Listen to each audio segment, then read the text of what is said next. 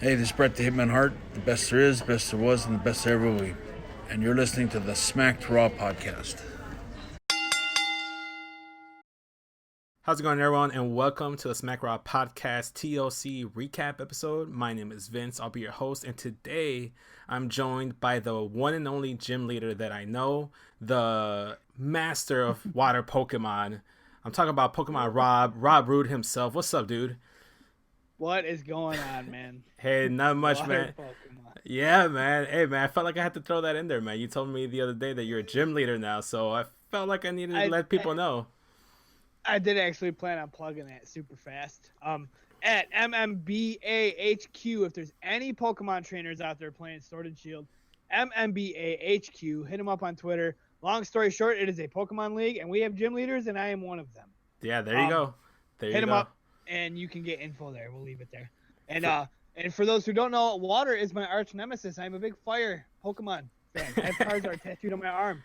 But fire was taken, so I figured why not have a badass Gyarados by my side if that's all I can choose. Hey, man, it's not a bad consolation prize. I wanted to plug that in there because I thought that was a nice little tidbit, given that Pokemon it just came out. It's your thing, dude. And plus, we've never really had a show just the two of us, man. We had only one other show, and that was the 100th episode, and there was just like so many voices that it wasn't really us being able to interact too much. And that was with Kyle taking 20 minutes just to plug our Twitters. Oh, I'm sorry, Kyle. I had to do it, bro. Look, man, like I do a much different thing over here than Kyle. Like I'll sprinkle in the plugs here and there. Like you mentioned, we have a Twitter, Smack Rob Pod at Twitter. Rob, your two words can't see me on Twitter, if I'm not mistaken. That's the letter C, not the word C. You can find me at SES Vince. Just listen to the podcast wherever you consume them and hit the download button. And we have YouTube. Subscribe over there. Get that out of the way. We flew right through that in 2 minutes, man. Let's get into TLC. Yeah. This is the way I like to do it. Nice, quick breeze podcast, just like the pay-per-view today. I liked that there were only like 7 matches, so it didn't felt like it was just like a long grind, like it is to stay up for like a 3-hour Raw. But personally, Rob, what you think of the pay-per-view as a whole, or what stood out to you? I thought it was good. To be honest, Aleister Black and Buddy Murphy stood out. Dude, it was so amazing. It was so good. Like, I did not expect what I seen out of that match. Gotcha. So for those of you that may not know, I think this is your 1-year anniversary coming back into wrestling, is it not, Rob? Yes. Yeah. Next pay-per-view, actually. For those that don't know, I'll make it quick. I usually kind of plug it a little long. I'll make it quick. I got back. Becky Lynch won the Women's Royal Rumble, and that kept me hooked. Every year for the last like 5 years, I watched the Royal Rumble, and then I kind of watched the pay-per-views until Mania fell back off. This year, Becky Lynch winning the Royal Rumble kept me in, and Here I am a year later. I'm still in it. But yes, it will be my 1-year anniversary. I have goosebumps right now. And here's the thing about that I want to bring up is that I can't really make that reference with you, but the kind of content that you saw with Aleister Black and Buddy Murphy is stuff you can expect. Dude, it was NXT TakeOver levels of like wrestling. I know you're not a big NXT guy. That's not your forte. And, it's not for everyone. There's a lot of wrestling to cover, and you got to, cut some stuff off. Like, I don't watch AEW like that, and then you don't watch NXT like that. But I'm just going to say this, man. This is the kind of stuff you get on takeovers. If you don't watch NXT, at least watch a takeover here and there. I have watched 2 takeovers, and they were amazing. Don't get me wrong. Like when we joke in the chat, like I have nothing against NXT. No, I know it is great, but like you said, there's just that point, man. Like I have so much. I'm a Pokemon fan, I am a wrestling fan, and I am a Destiny fan. Like I can only do so much with my life, and exactly. I love my wrestling, but I don't want to spend all my free time watching wrestling. No, exactly. It's completely understandable, dude. That's why, like, since I take a Raw or a SmackDown off, I focus mostly on NXT because that's my baby, that's my show that I host, and you have your Pokemon and you pick and choose which episode you do. You're mostly on the AEW stuff, but it's kind of cool to talk about this TLC. Like I said, it was a solid pay-per-view. A lot of people, they weren't really hyped up to it. There wasn't a lot of build up to it. Matches weren't even announced until like the SmackDown like 2 weeks before the show.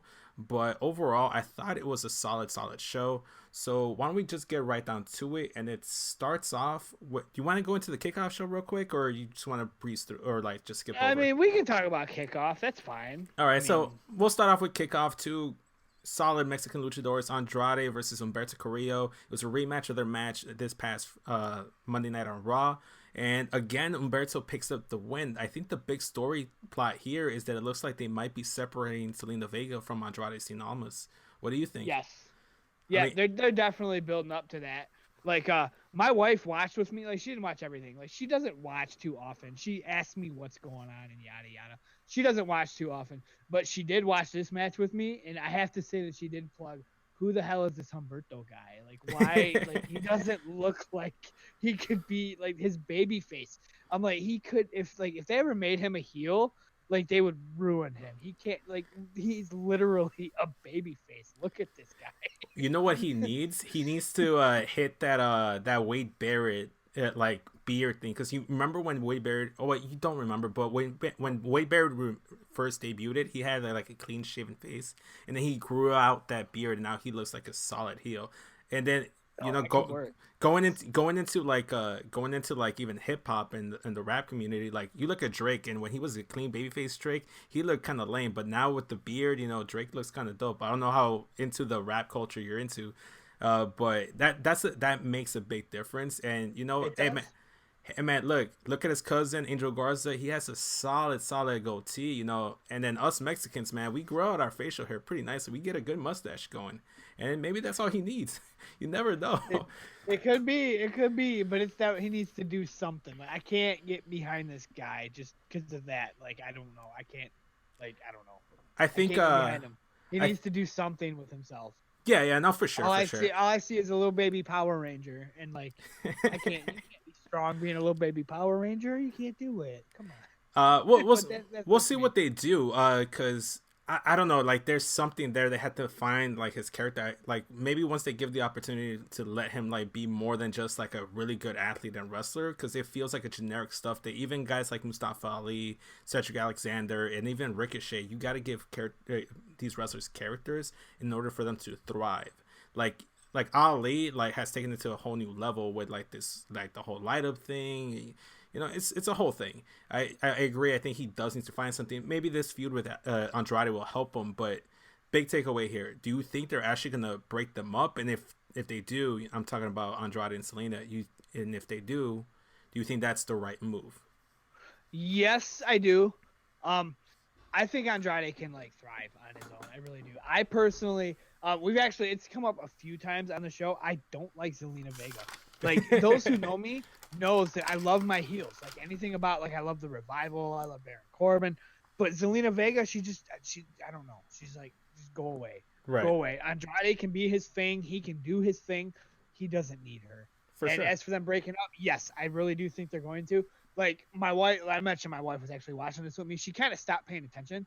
And then the Andrade got mad at her. And she's like, wait, I didn't see anything really big happen. What, why is he getting mad? And I explained it, and then it hit me that this is not the first time it's happened. No. So they're definitely leading to a breakup. I really think they're doing. But, I hope so. What are they going to do with Zelina Vega? We'll see. Here's the thing. That's my question. Like, I don't like her, but I don't want her to not be a thing. No. Okay, so Rob, just because I don't like her doesn't mean I want her to go right, away. Exactly. So with Zelina Vega, they can do one of two things. Like, obviously, she's actually married to Aleister Black, so if they want to give her a more darker character, they can pair her up with her. They could always do a Bobby Heenan thing, or where she goes and finds someone else to manage. Or she can actually step into the ring because, I'm sorry, unlike Lana, she's actually can hit some good moves. You've seen her hit a couple solid Hurricane Ranas off the apron. Yeah, so she's an actual wrestler, and back in Impact Wrestling, and even in NXT, they had a couple matches. She's not like the best, but she's not the worst. I wouldn't be surprised to see her step into the ring a couple times here and there. So maybe that's what they go. So let's move on to the actual main card, shall we? Because we spent a little bit too much time on the kickoff. That's so the show starts off with like a Firefly Funhouse TLC edition, which I thought was kind of cool. It was a nice way to kick things off, and we got a really good match to start off the show. It was New Day versus Revival in the ladder match. I kind of knew it was going to be a really good match. Overall, what was your take on the match? And like, I thought it was very good. Like, I didn't think the New Day had hardcore in them. I really didn't. Like, they're good. They're bubbly, but I didn't think they had hardcore in them. But they proved me wrong. They really proved me wrong. Oh yeah, there was a lot of. They were very creative too. I think a lot of the matches tonight, they were very creative. The gimmick matches, that is, because there were some very solid spots. Like like the one spot, I don't know if you caught it, where Kofi Kingston is being like tipped over from the ladder and he balances on the ropes and does the tornado DDT onto one of the Revival guys. I thought that was really cool. Or like the little seesaw spot with the ladder. So it was a lot of really cool stuff, a lot of vicious stuff from both teams. It delivered, man. It delivered. You kind of expect that with these two top talents. I agree. I like the spot where Kofi was just kind of hanging there. He's just kind of dangling. Oh, like, yeah. I forget which Revival guy was on the top. But that's kind of the spots where, like, I'm the biggest kayfabe guy you'll find. Mm-hmm. Like, dude, you stood there for like 10 seconds, bro, and Kofi's like, "Ugh." And then all of a sudden Kofi comes through. You could have grabbed the belts, man. Like, he could have. They got to stop with them little stupid spots. Like, make it happen right away. Like, even I noticed. Yeah, for sure, man. And it is what it is. But if you caught me, like, what are you doing? Right. You did something. Exactly. So overall, I would say it was a very fun and creative match, like I said, and they delivered on it. And they started off the pay-per-view very hot. It was a great way to start off the pay-per-view because then right after that, we transitioned into, like you were saying. I actually took a screenshot real fast before the transition. I took a screenshot. I forgot to send it to you guys. I forget what website it was, but, like, Google always does its thing. And if you search things, Google starts sending you said things. And I'm always searching wrestling. So Google's always like, hey, here's a wrestling story that just got posted, blah, blah, blah. And it said that the women's match, which ended up being the main event, was leading off tonight's show. Yes, actually, that's a great... I'm glad you brought that up. And it happened after we were well into the pay-per-view. I'm like, what are you doing? As a matter of fact, it was like 8:30 that the screenshot happened. I'm like, right. You're an hour and a half in. Like, you're just now telling me this? Like, no, you're wrong. Exactly. And I don't know if you heard this too, because that was something they did at that last pay-per-view, that Survivor Series. I was at the arena. We were trying to figure out what match was going to close off, and there were reports saying that the women's triple threat was going to start off the pay-per-view, and then they moved it to the main event. So that's twice, 2 pay-per-views in a row where they've done that. So I don't know if it's intentional or just like miscommunication. Maybe Vince flipping a coin. Yeah, dude. Like when it comes to Vince McMahon, you know, it's usually on a whim. It changes on like on a dime. So we never know. But yeah, going back to the match, you know, let's transition to the following match, which is the one that took you by surprise and you really enjoyed. That was Buddy Murphy and Aleister Black, dude. Like we were talking earlier, it really does feel like a takeover quality level match. They delivered from the moment the match started. I knew it was going to be special because Buddy Murphy did a really good heel thing where he's mocking Aleister Black's, you know, cross-leg sitting pose. And then when Aleister comes into the ring, he does like a flip and they sit down together, staring each other down. It was very intense. The match, they started off, Aleister was swinging for the fences because he started off trying to hit that Black Mass kick. And, you know, Buddy Murphy got out of the ring quick. But, man, it was really good. It really was. Like, the way I looked at this was like Aleister Black's like this badass, and like Buddy Murphy is still kind of a mid-card guy. Like, they haven't done anything with him. And for those that don't know, that's big for me. I don't look at shit like that. Like, this guy's a mid-card guy, and he's like, I don't look at stuff like that. I look at the match that's in front of my face. I don't analyze it. But this one, I was like, they got Aleister Black against Buddy Murphy. Buddy Murphy's still, he's a somebody, but he's still a nobody. But that moment where they sat in the ring face to face, I thought, holy shit, like, this is not what I thought it was going to be.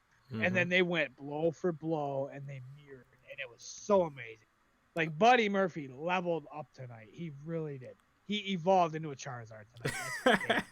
I love how you're still finding ways to throw in a Pokemon like reference in there. It's the same thing with me. Sometimes I throw in like a Dragon Ball Z reference because I was about to say, like, you said level up. Like, he did some training like on the side. He went to the hyperbolic time chamber and he leveled up. He got to like Aleister's level, but just not good enough.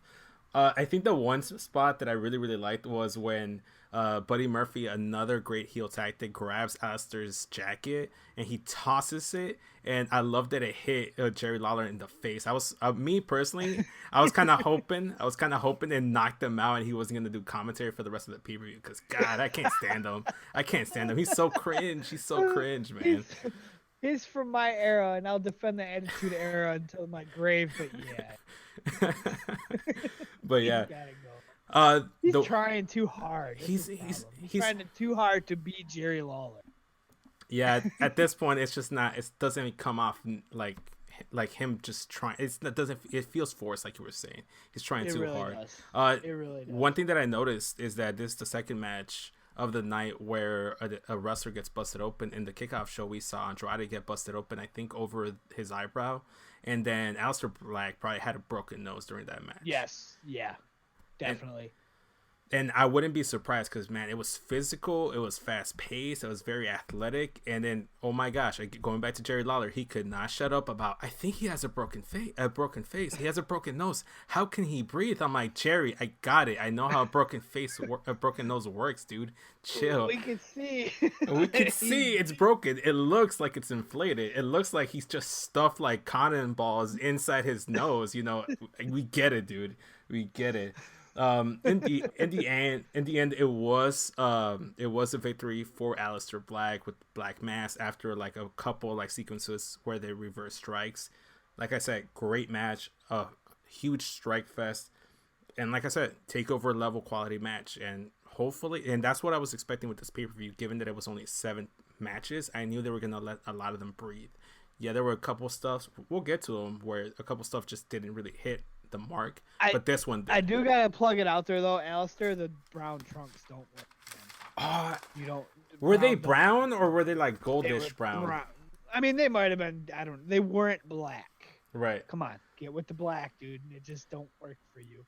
I think. And then you got a design on your butt. You're not a design on the butt kind of guy, man.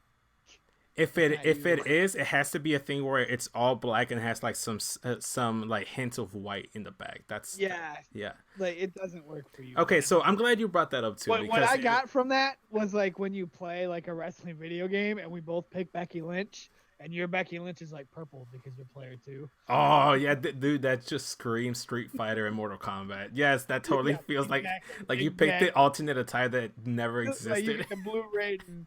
Because I'm the regular Raiden. Oh my gosh, yes. Oh, dude, I freaking love this shit right now. We're hitting it on all cylinders, just like this pay-per-view. Started off really good, and then they had a little bit of a Royal Rumble hype. I mean, we know the Rumble's coming up.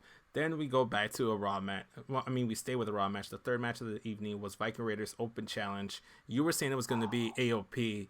God, man, I'm so ready for AOP. You called OC. You did. I called OC. I'm sure, like, everybody called OC. I see why AOP didn't happen, but man, come on. I know, I'm disappointed too, because I think it's the right time to like move into that program, but I think this is what happened. So they were initially going to go into AOP versus Viking Raiders, but because they decided, oh well, you know, Seth Rollins isn't getting over as a face, we're going to turn him heel, we got to give him some heaters, so they added AOP with him. So now their attention is being diverted away from the tag division and then to just being like enforcers for Seth Rollins and being like, you know, they're thugs for Seth Rollins, you know. So they've transitioned into that, and I think they'll eventually go back. Go ahead. In the Open Challenge, you have Seth Rollins come out and be like, I'm a heel now, I'm a bad guy, you guys hated me, and then these are my boys, and they're gonna go for the tag titles. There you go, problem solved. Problem solved. That's a good way to do it. But I think they might end up doing that at the Rumble. So they probably will. Man, this was a missed opportunity.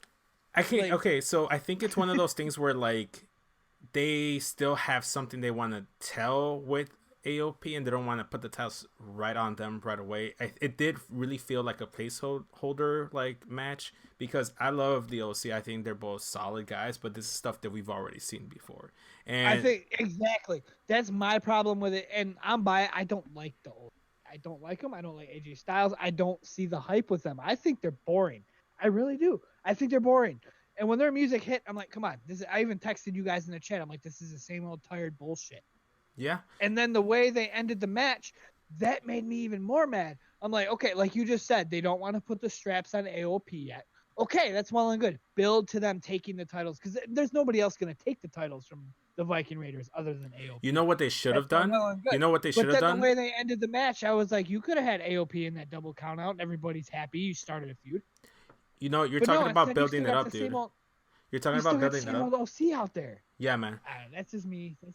So I'm gonna add to it. I'm gonna add to what you're saying. I think you're right. You should have built it up tonight, do something where the Viking Raiders are walking backstage or they're in the locker room getting ready, and then they have like no word like interaction with AOP. Like they glance at them, glance at the titles, and they walk away, almost as to say like our paths will cross eventually.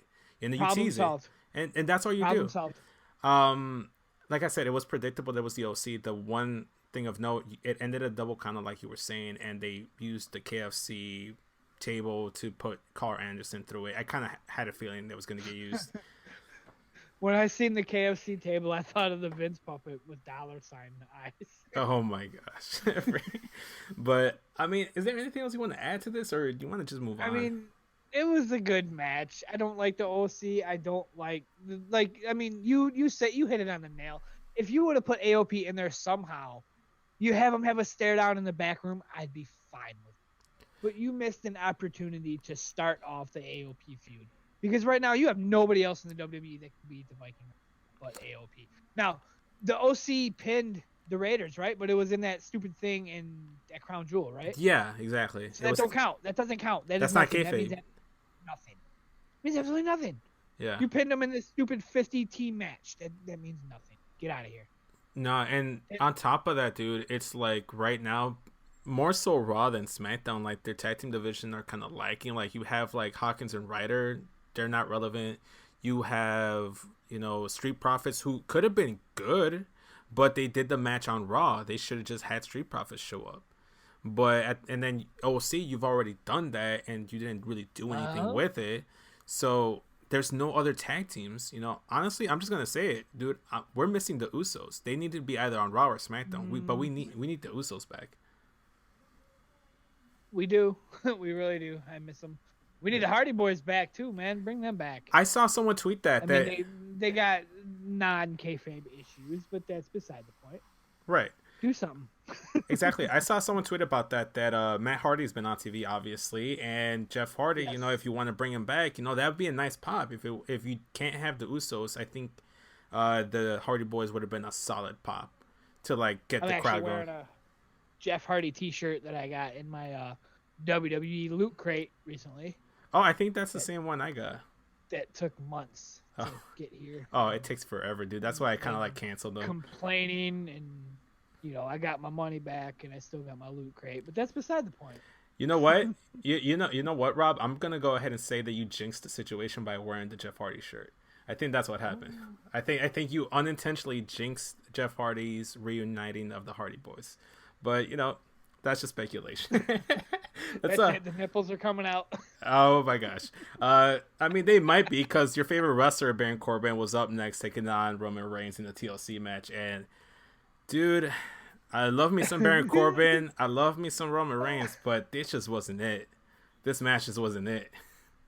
No, like I said, for those that don't know, we had some issues tonight, and I almost had to host this. Vince is hosting and recording us right now, but I had to find some microphone pieces and do some things, and I didn't really watch this match because I had to make it happen. So I didn't really see it, but I did see the end. I will say that I picked Roman Reigns in our little picking pool, but this is one I'm glad I got wrong. Yeah, Speaking of which, I forgot to plug that. Me and you were exactly the same. Yeah. You said yours this morning, and I looked. I'm like, I can't even go against anything. I'm not even doing it. Exactly, because dude, it was meant to be for us to host together. From the moment we had the same picks, it was destiny for us to host the show together. But like you were saying, we had a little bit of an issue there, because I decided, okay, well, I have to host the show because it was supposed to be Kyle. So I ran back to my house to get my stuff, get my whole situation set up. And we didn't communicate like the teammates we should have been. We should have communicated what's going to happen. So we both went with the idea that we're both going to host, and then we didn't really watch a lot of the match. I had it playing on my phone. From what I heard, it wasn't too good of a match. Overall, the ending. I actually accidentally bumped my Xbox button and turned it off for a minute. Maybe your Xbox was just trying to turn off the match because it wasn't the best. I mean, it started off kind of hot because security's attacking Roman, and they fight through the crowd. Eventually, I'm gonna say this, they're probably gonna continue the Roman Baron Corbin match feud going into the Rumble probably, and that's where I think Roman's eventually gonna overcome Baron Corbin, but it's just not over he's yet. Roman Reigns. Exactly. Like you've had like what one person pinned Roman Reigns in a year, clean or dirty, and then now Baron Corbin's done it twice in a month. I think There's no way they're not gonna have Roman Reigns like completely annihilate his ass and like make him look a bitch. There's no way they're not gonna. The one guy that beat him was Eric Rowan, and that just came out of left field. That felt like, really, Eric Rowan's one of the guys that pins Roman Reigns. Yes. So, yeah, and then the one before that was Shane McMahon, which doesn't really. Oh my gosh, another one. So okay. So I'll say this about Roman: they've been booking him a little bit different. They haven't been they've been putting him in a situation where you want to root for him. And Baron's done his job, dude. Like, I think he's like the best heel right now in wrestling because he legit has people hate him. He's not like an MJF or like a Jericho, because they do a lot of great heel work, but everyone still cheers for them, or they still and then nobody cheers Baron Corbin. Everybody hates the guy. do. I mean, you're a special case. You're a special case. You're part of his King's Court. You're part of the Baron Corbin King's Court. But yeah, going back into the match, Baron Corbin did need a lot of help. He had the Revival and Dolph help him to attack Roman Reigns and pick up the victory. It was an end of days on a steel chair. Kind of a turd of an ending, but the match wasn't the best. The one thing that I will point out here is that the story they were saying is that, oh, Roman's lost the locker room. That's why like, look at all these people that have Baron Corbin's support in the locker room. He's taking over the locker room. And then supposedly Roman's supposed to be this locker room leader, but nobody came out to help him, really. Like, not even the New Day. New Day didn't show up to help. That made no sense. They were busy fighting with people, apparently. We'll get to that later. Exactly. So that was the one thing. It's like, poor Roman, he has no friends apparently, because no one decided to help the guy. So let's just move on, shall we? We're gonna go. we're gonna move on to a very interesting match. We have Bray Wyatt, Firefly Funhouse Bray Wyatt, taking on The Miz. It was a non-title match. It was a basic singles match.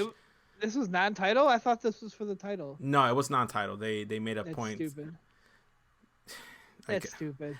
The one thing I will say, and the fact that it wasn't the Fiend was stupid. I'm gonna flat out go out and say it. It was stupid. You got this dude that's playing this thing, and then out of nowhere, nope, here's Bray Wyatt just prancing along, being awesome. Don't get me wrong, but he's just prancing along. What? It's non-title, so now he can be Bray Wyatt, rainbows and happies. No, come on, man, no. I think what they're doing here is they're establishing that Bray Wyatt and the Fiend are two different entities. Two different people. Yeah, because I'll give them that. But this was, I don't know. The one thing I will say is that the one thing that I will say is that I wouldn't been obviously we see it a lot, so it wouldn't be a shocking thing to do. But the title match, I don't think Miz has done anything to earn a title shot. So in that logic, I say he doesn't deserve a title shot. It was kind of weird that there was no singles titles defended. The only, I think, titles were defended were the 3 tag titles on the show, which just an interesting tidbit there. Now you say Miz didn't deserve a title shot.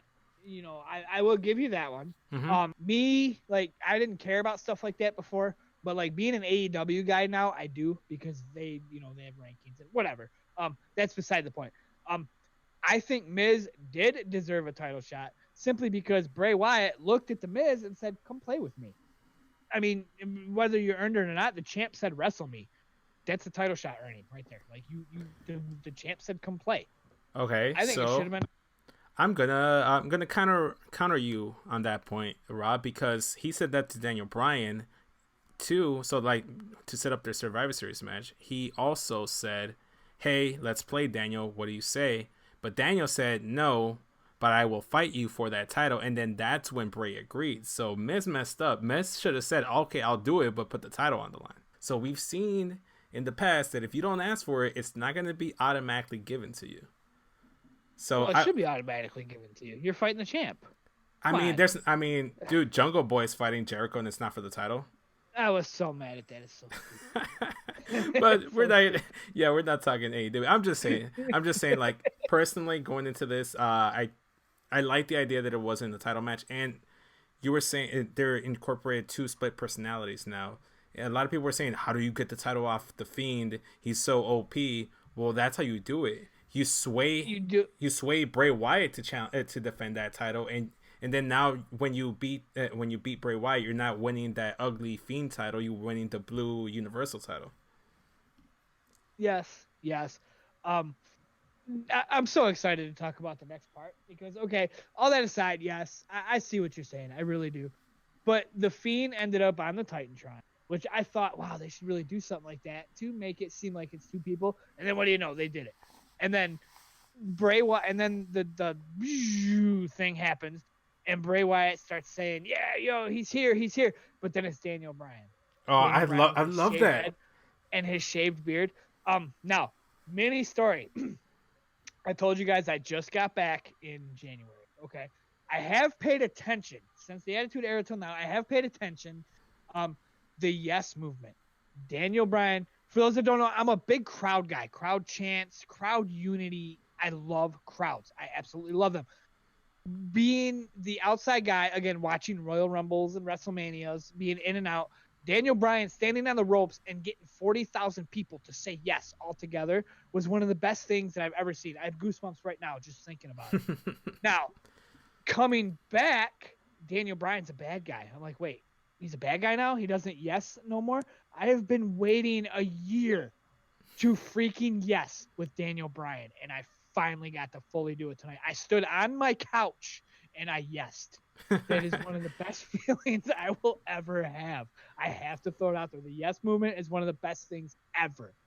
It's so great. Dude, having being part of that, like I've had the fortune of being able to do a couple of the yes chants, and I was actually in Chicago when he teased doing the yes chant, and then the Fiend attacked him. You know, on the SmackDown right before Survivor Series. Yes, I remember that. I tweeted that. I'm like, Fiend, you're an asshole. What are you doing? He's about to yes. He was gonna do it, and then you took it away from me. But I'll argue the point that I think the Fiend is a heel, full-on heel, but Bray Wyatt, Funhouse Bray Wyatt, is a heel that doesn't know that he's a heel, that thinks he's a face. Yes. So there's a distinction there. The Fiend shows up on the screen, and it's almost like it was calling to him, and you're like, okay, I'll do it, because he starts mouthing off like, okay, I'll do it, I'll do it. He starts laughing, he gets the mallet, and teases that he's going to hit the Miz with the mallet, and that's when the whole Daniel Bryan stuff comes in. He starts doing the yes chant. I'm gonna go ahead and say that that Bryan probably has like a friend or two in the production truck, and it was able to like pay them under the table to like mess with the lights just to trick Bray Wyatt, because even Bray Wyatt himself thought the Fiend was like, yes, he's coming, and I actually wasn't expecting Bryan. I thought it was a kind of cool like payoff. I was kind of interested to see how would they do the Fiend and Bray Wyatt. Fake. Yeah. So it was. My first thought was, damn, that's a lot of fake tattoos. Right? So it would have been a very cool visual to see like the Fiend and Bray Wyatt in the same venue, but obviously it's impossible to freaking do without a body double. But right. Daniel Bryan goes in there, he gives Bray Wyatt the work, and he grabs the mount, and he's about to destroy Bray Wyatt with it, and then the lights really go out, and then Bray Wyatt's gone. He's teleported, and Daniel Bryan he's back and clean shaven. I saw a tweet online that how they've been doing like the decade challenge, like how did you look at the start of the decade, and then how are you looking to end the decade, and it's a side-to-side comparison of Daniel Bryan, and he looks exactly the same now that he shaved his whole face. So I thought that was kind of funny. I don't know if you see it. I'll send it to you if you haven't. It's hilarious. Nice. He's legit hasn't changed. He went back to like his old self. And it really did feel like he was back to his old self. So I know I'm geeked for you to be more excited and be able to like fully experience a babyface run of Daniel Bryan, because it's pretty awesome. Right. So like, he was a great heel. Like Daniel Bryan is like a gem of a wrestler, like all around. My most wanted T-shirt now is the old T-shirt that says the Yes Movement is back. For sure, dude. So I want it so bad. There's been a lot of people, saying like, oh, who's the wrestler of the decade and stuff like that. I honestly, like, if you're looking at the male roster in terms of WWE, you look at Daniel Bryan, from what he's been able to do from the early 2010s till now. I gotta give him that title of wrestler of this decade. The 2010s belong to Daniel Bryan. I thought he put on the best matches and did the best character work, whether he was a heel or a face. There was just so much great stuff he did. But, you know, that's, you know, just my opinion, and that's subjective. So, one thing that isn't subjective, I guess, is the Rusev versus Lashley tables match. This whole feud, a lot of people have just been, like, shitting on it and just decided it's not good at all. The overwhelming consensus is that this is bad. It's bad, and then they could have at least kind of made it right tonight, but they didn't. You know what this means? You know what this means, Rob, right? We're gonna get more of this. They gotta fight more. I don't want that.